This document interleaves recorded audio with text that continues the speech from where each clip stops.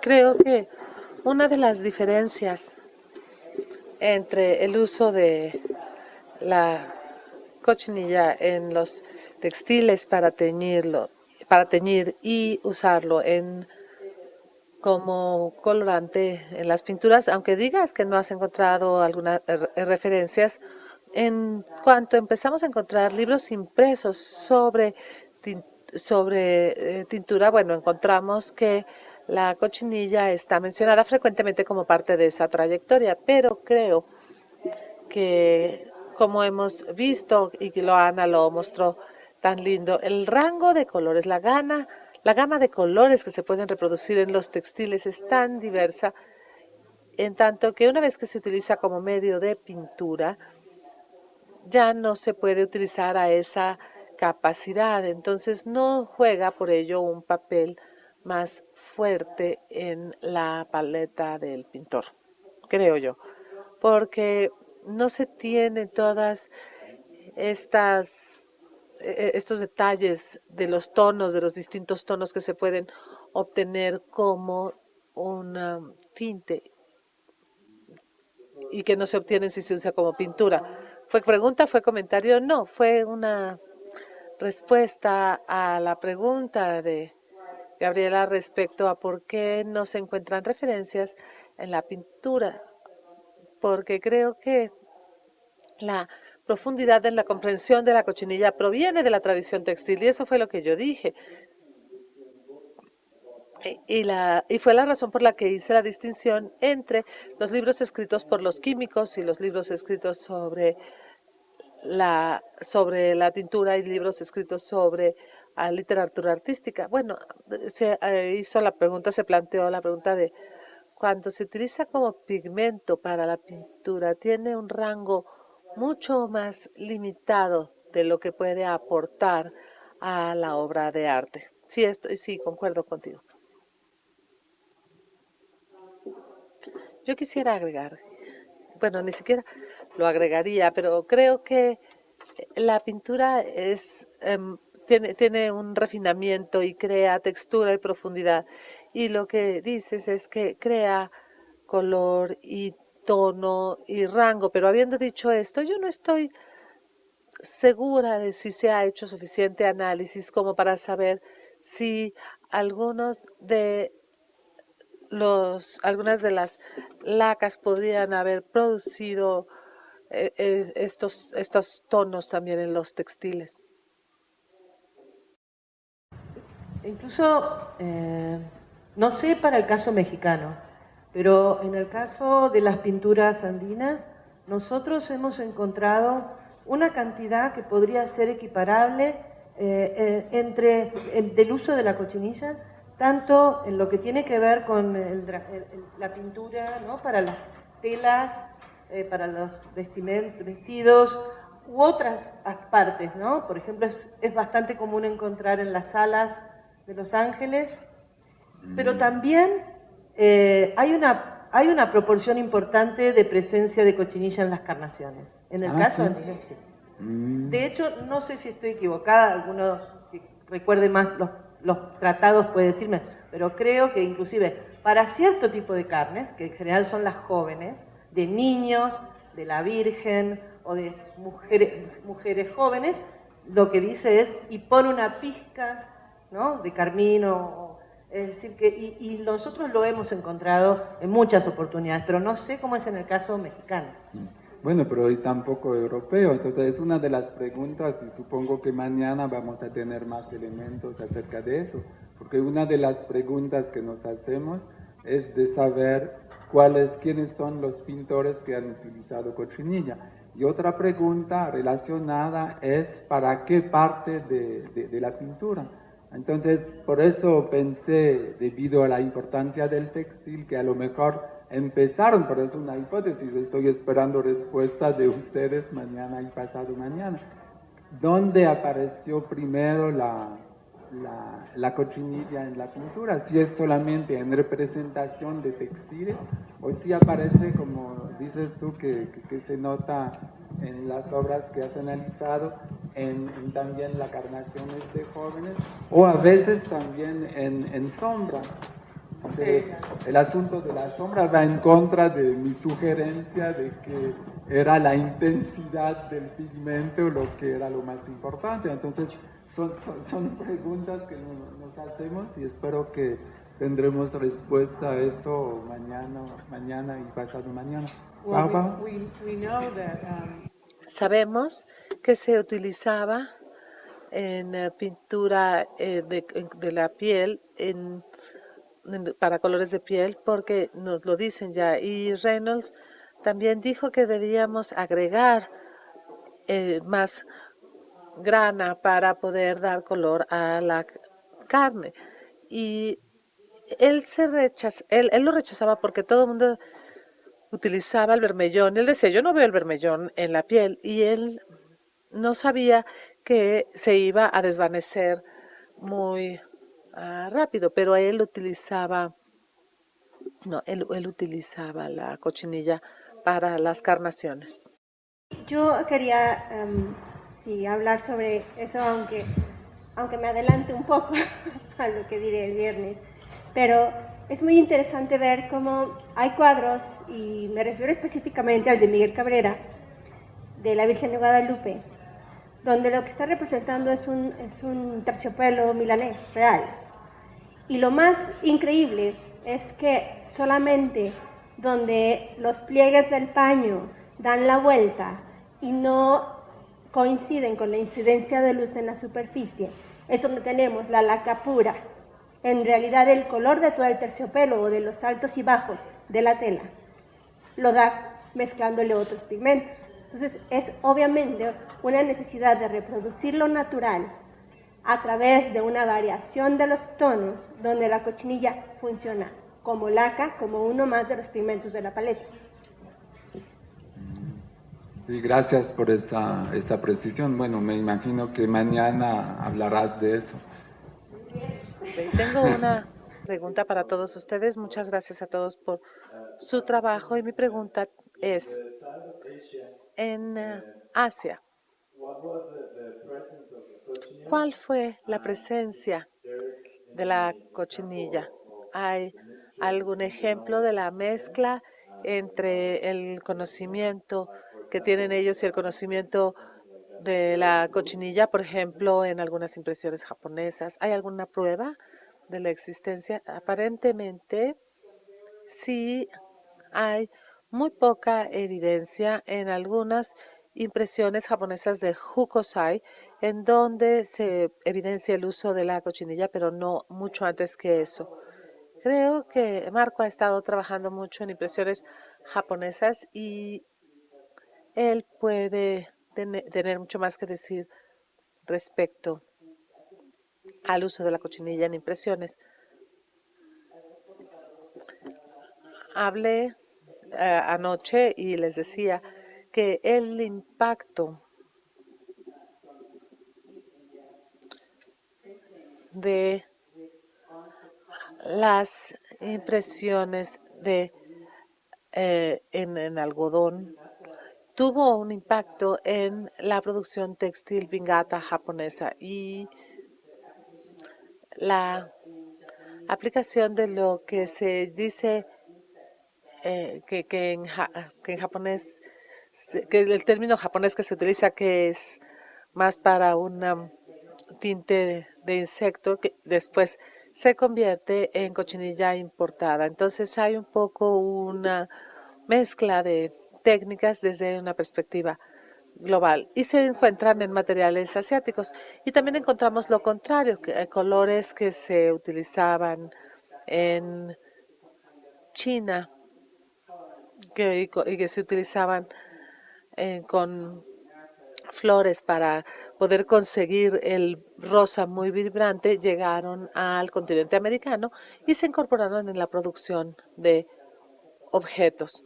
No sé del lado de la pintura, pero del lado de los textiles sí podemos ver que hay un intercambio de colores que vienen ya físicamente con las telas, con los textiles, y a medida que se van moviendo los textiles se mueve también la paleta de color.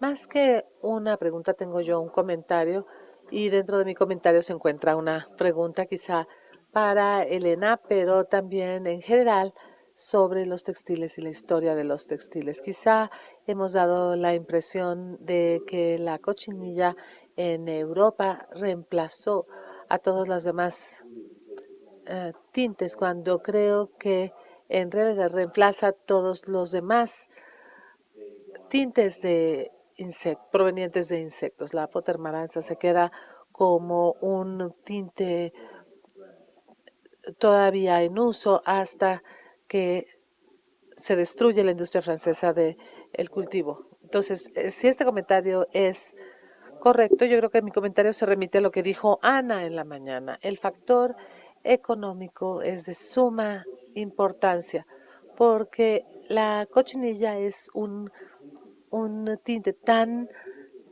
intenso que la confiabilidad del suministro, la concentración del tinte dentro de la grana es lo que importa, tiene muy buena calidad. Entonces uno hace lo que tenga que hacer para tener que lidiar con los proveedores armenios de cochinilla o con los proveedores de otras partes del mundo que proveían cochinilla, pero que no tenían una ruta de transporte confiable. ¿Es correcto lo que digo? Bueno, en Europa está el aspecto cultural que sí tiene esta tradición de nacionalismo respecto a la producción de color. En Francia también tenemos la cuestión de las provisiones de que hay que utilizar índigo en lugar de la planta nativa para producir el azul en el siglo XVII. Pero para la cochinilla estoy de acuerdo contigo en que la facilidad del uso y la confiabilidad del color en un contexto industrial resultan de suma importancia. Y me parece que también es en el continente americano, en especial en los Andes, vemos esta materia roja que proviene de materia vegetal, que tiene estas raíces como cabellos. Y para poder obtener el tinte, bueno, uno tiene que primero matar a la planta, entonces está esta cuestión de la revitalización de las especies silvestres. Y el uso del tinte requiere mucha mano de obra. Entonces, el uso de las cochinillas sí requiere mucha mano de obra, pero solo hasta cierto nivel, y una vez que se obtiene el tinte ya es muy fácil de utilizar y entonces no se hace tan complicado. Entonces vemos nosotros que en los Andes sí es completo y rara vez se ve otro tinte rojo una vez que empezaron a utilizar la cochinilla. Sí, yo creo que esa impresión de radicalidad, de que llega la cochinilla de América y inmediatamente desaparecen las cochinillas. Hablo siempre del arte de la tintorería. Siempre hay excepciones. Por ejemplo, pongo un único ejemplo. Se analizó una colgadura del Palacio Real de Madrid, donde hay unos ramos de rosas, de flores, y sorprendentemente, aunque era del siglo XVIII, tan tarde como el siglo XVIII, al estar realizada la colgadura en la Real Fábrica de Sedas de Valencia, debían tener acceso fácilmente al kermes, que todavía en aquella época no se había extinguido, y lo que se detectó fue kermes y no cochinilla. Una pieza del XVIII. Sí, yo tengo un comentario acerca de esta pregunta entre tintura y pintura. O sea, finalmente la reacción química es la misma. En un textil nosotros le agregamos el mordente, el sulfato de aluminio y potasio. Se agrega el colorante y se forma el organometálico, ¿no? Y en el pigmento tenemos el ácido carmínico disuelto y a él le agregamos el alumbre disuelto en agua. Exactamente es la misma reacción, solo que una es en el textil y la otra es en el envase, ¿no? La diferencia es de que cuando ya es pigmento se tiene que precipitar sobre yeso o sobre varita o sobre cal, ¿no? Y ese ya sería el pigmento que se emplea directamente en la pintura, ¿no? Y con respecto a las encarnaciones que hace rato mencionaban, yo traigo, el viernes les presentaré unas imágenes de las pinturas de Coixtlahuaca atribuidas a Andrés de Concha, donde claramente se ve las partículas de cochinilla en las encarnaciones de la Virgen, por ejemplo, o en los tonos rosas de los mantos, o en las cortinas que hace rato hablaba, ¿no? O sea, sí hay una selección muy clara del uso de cochinilla en las encarnaciones, ¿no? Hola, buenas tardes. Bueno, yo tengo un par de preguntas. La primera de ellas es, ¿en qué época ustedes consideran que este pigmento tuvo mejor difusión y apogeo? En primera instancia en cuanto a textiles y en segunda instancia en cuanto al arte. Y mi segunda pregunta sería, ¿cuál consideran que será el futuro de este pigmento y en qué áreas tendrá como mejor desempeño? Gracias. Yo puedo contestar por mi parte la primera pregunta. Me parece que, bueno, todo lo que hemos visto en estos 2 días da cuenta de que, por ejemplo, en lo que es en lo que es en la pintura, bueno, recién lo que tiene que ver con la Gran Americana, a partir de la conquista va a tener una incidencia importante, un comercio, como decía hoy Carlos Marichal, desarrollado particularmente en el siglo, a partir de fines del XVI y principio y todo lo que es el XVII y el XVIII. Es decir, no sé, no podría decir específicamente en qué momento se utiliza más o se pone de moda, pero es un colorante que en la pintura va a tener una fuerte presencia. Respecto del futuro, no sé, no hago futurología, pero no tengo idea.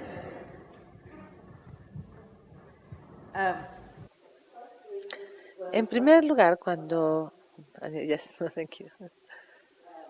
En primer lugar, cuando hablamos acerca del pigmento, hemos estado hablando de las diferencias entre pigmento y tintura. Para utilizar un colorante como tintura, una de las diferencias es que el tinte es soluble en agua y la mayoría del teñido se hace en un contexto de agua, un contexto acuoso, en un baño de agua. La otra cosa que es la diferencia aquí es que la especie americana de este insecto, entonces cuando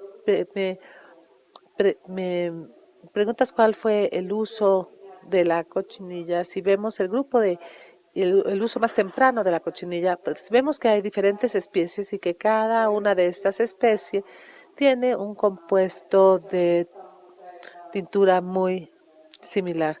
Bueno, yo les mostré algunos ejemplos de uso de distintas especies asiáticas, etcétera. Entonces nosotros sabemos que el uso de insectos para teñir es milenario. Empezó antes de Cristo en el mundo muy, muy antiguo.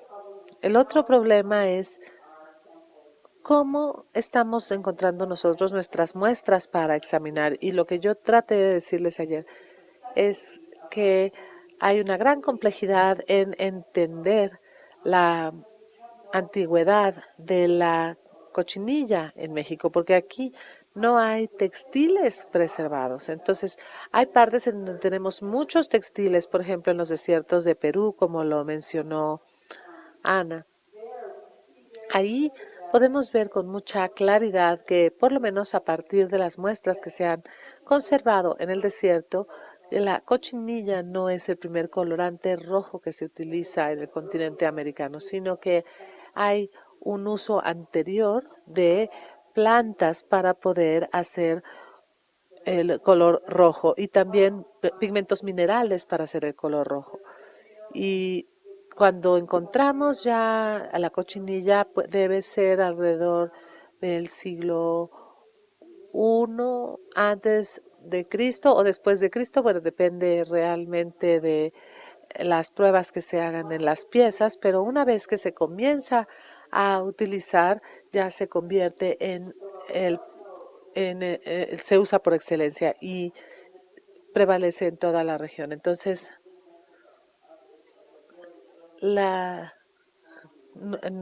en México no tenemos idea del primer uso que se le dio. En parte, las intervenciones ahora, mi pregunta iba un poco en esa distinción entre pigmento y el uso de la cochinilla como tintura. A mí me interesa muchísimo el uso que los pintores clásicos hayan podido hacer de los pigmentos de origen orgánicos. Entonces me preguntaba también si no por eso no se han utilizado, o sea, no hay registro por si puede tener que ver con la solidez, ¿no? Porque entiendo que un pigmento de origen mineral ha sido utilizado desde siempre también por su permanencia, ¿no? En el tiempo. Y, o sea, mi interés también es a lo mejor mañana, espero mañana que se centre más sobre estos temas, la discusión, pero me parecía entender aquí de que el uso de la cochinilla como pigmento, o sea, se entendía como nada más moler el insecto y utilizarlo. No creo que, o sea, no es así. No, pero como algunas, o sea, porque se habla de manera un poco genérica, ¿no? De la cochinilla. Entonces creo que sí es importante hacer esa diferencia y por eso también las aplicaciones, como justamente decía Susan, son muy diferentes, ¿no? O sea, pero bueno, yo espero que mañana podamos ampliar todo ese Sí, ese porque argumento. precisamente mañana vamos a discutir todo el día de los pigmentos utilizados por los artistas en la pintura. O sea, es el tema de mañana y veo que muchos de los que van a hablar mañana ya quieren levantarse para... Pero yo creo que vamos a terminar aquí. Muchas gracias a todos.